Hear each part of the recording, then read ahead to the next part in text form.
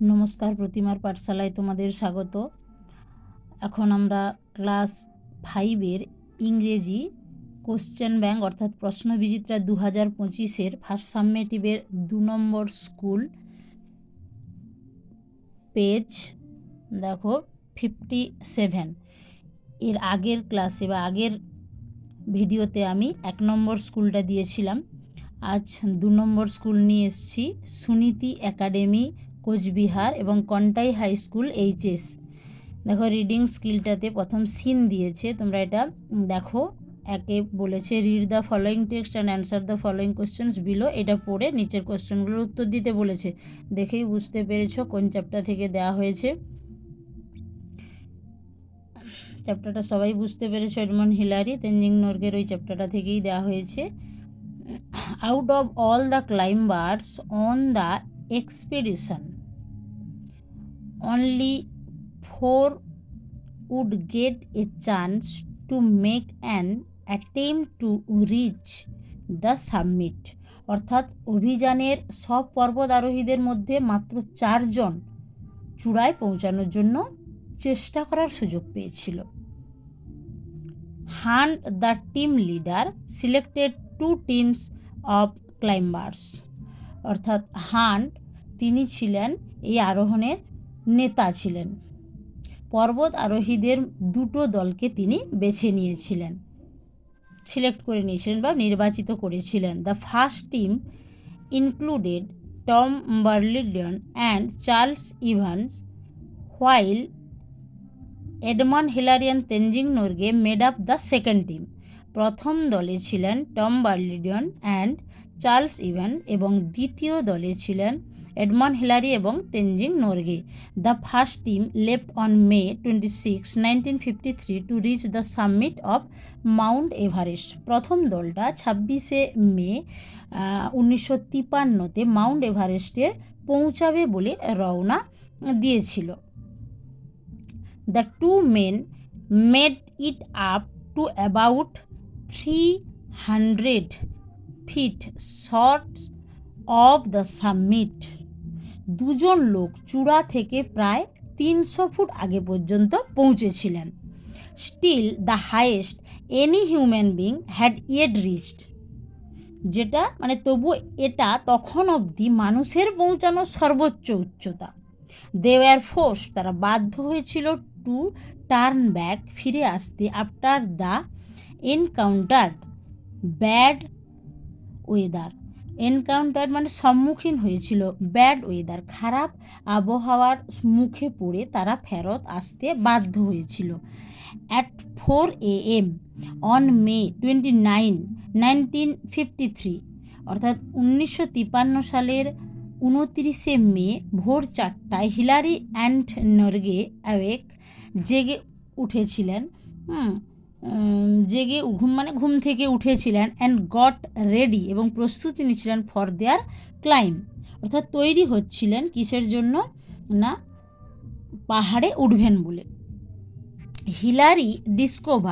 Hillary আবিষ্কার করেছিল that his boots had frozen and spend 2 hours defrosting them. Hillary দেখলেন তার জুতো জোড়া জমে বরফ হয়ে গিয়েছে আর সেগুলো বরফমুক্ত করতে 2 ঘন্টা সময় খরচ করে দিলেন। The 2 men left camp at 6:30 AM। দুজন তাঁবু ছেড়ে দিলেন এবং সেটা কখন না সকাল 6:30-এ। Upon the claim they came upon the particularly difficult rock face. উঠতে গিয়ে তারা ওঠা কষ্টকর এইরকম একটা পাথরের দেওয়ালের সামনে এসে তারা পড়ে গিয়েছিলেন। But Hillary found a way to climb it. কিন্তু হিলারি এটাতে চড়ার একটা পথ খুঁজে পেয়ে গেছিলেন। The rock face is now called Hillary's Step. সেই পাথরের দেয়ালটাকে এখন আমরা হিলারিজ স্টেপ বা হিলারির পদক্ষেপ বলে থাকি বা বলা হয়। At 11:30 AM Hillary and Norgay reach the summit of Mount Everest. অর্থাৎ বেলা 11:30 হিলারি আর নরগে মাউন্ট এভারেস্টের চূড়োতে পৌঁছালেন। Hillary reached out to shake নর্গের হ্যান্ড। হিলারি নর্গের সঙ্গে হাত মেলাবেন বলে হাতটা বাড়িয়ে দিয়েছিলেন। But Norgay gave him a hug in return. কিন্তু নর্গে তার উত্তরে তাকে কি করলেন, জড়িয়ে ধরলেন। The two men enjoyed only 15 minutes at the top of the world because of their low oxygen supply. Oxygen কম সরবরাহ থাকার জন্য দুজন মাত্র 15 মিনিট পৃথিবীর একেবারে শীর্ষে কাটাতে পেরেছিলেন। They spend their time taking photographs and enjoying the views. তারা ছবি তুলে আর প্রাকৃতিক দৃশ্যকে উপভোগ করে সময়টা কাটিয়ে দিয়েছিলেন। Norgay placed a food offering to God. Norgay দেবতার উদ্দেশ্যে নৈবেদ্য দিয়েছিলেন। When their 15 minutes were up, Hillary and Norgay made their way back down the mountain. যখন তাদের 15 মিনিট শেষ হয়ে গিয়েছিল, হিলারি আর নর্গে পাহাড় বেয়ে নিচে নেমে এসেছিলেন। দেখো এবার এতে বলেছে চুজ দ্য কারেক্ট অল্টারনেটিভ যেটা হবে তার উত্তরে সেটা নিচে দাগ দিতে বলেছে। এতে বলেছে Tenzing Norgay was a climber of, কোথাকার, ইংল্যান্ড না নিউজিল্যান্ড না ইন্ডিয়া না Switzerland, India. Here Everest refers to, এভারেস্টটা কি, একটা পর্বত, মাউন্টেন অর্থাৎ এ মাউন্টেন, একটি এ হবে এবং মাউন্টেন। বিতে complete the sentence with information from the text থেকে নিয়ে এটা পূরণ করতে হবে, খুবই সহজ। এতে আছে Hillary and Norgay reached the summit. দেখো এখানেই আছে Hillary and Norgay reached the summit of Mount Everest. বিতে বলছে they spend their time taking, তারা সময়টা তাদের কাটিয়েছিল কি করে, দেখো they spend their taking photographs and enjoying the views, প্রাকৃতিক দৃশ্য এবং ছবি টবি তুলে। সিতে Hillary wanted to shake hands but Norgay, সে যখন তার হাতটা ধরতে বাড়িয়ে দিয়েছিল হাতটা, কিন্তু Norgay gave him a hug in return, এবং উত্তরে সে তাকে জড়িয়ে ধরেছিল। এটা তারপরে দেখো সিতে ট্রু ফলস করতে বলেছে। এতে বলেছে দে স্টার্টেড, তারা শুরু করেছিল গেটিং ডাউন অ্যাট 11:45, তারা নামতে শুরু করেছিল। তখন যেহেতু 15 মিনিট সেখানে ছিল এবং 11:30 তারা পৌঁছেছিল, তাহলে 15 মিনিট থাকার পর নিশ্চয়ই 11:45 তারা নেমে আসবে, তাহলে ট্রু হবে। দে স্টেড, তারা ছিল দ্য সাবমিট ব্রিফলি, তারা because of their low oxygen supply, কম অক্সিজেনের জন্য তারা সেখানে থাকতে পারেনি, নেমে আসছিল, এই জন্য টি হবে।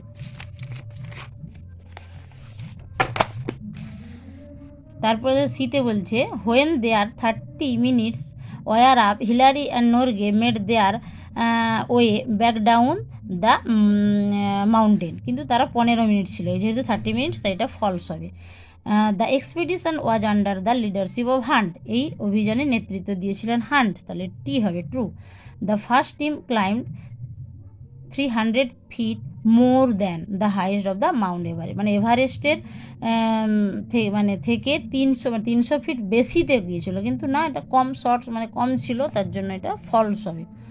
দিতে বলেছে অ্যান্সার দ্য ফলোয়িং কোশ্চেন্স, উত্তর দিতে বলেছে দেখো কি, হু ফেসড ব্যাড ওয়েদার, কে বা কারা খারাপ আবহাওয়ার সম্মুখীন হয়েছিল, অ্যান্ড হোয়াট হ্যাপেন্ড দেন, এবং তারপরে কি হয়েছিল।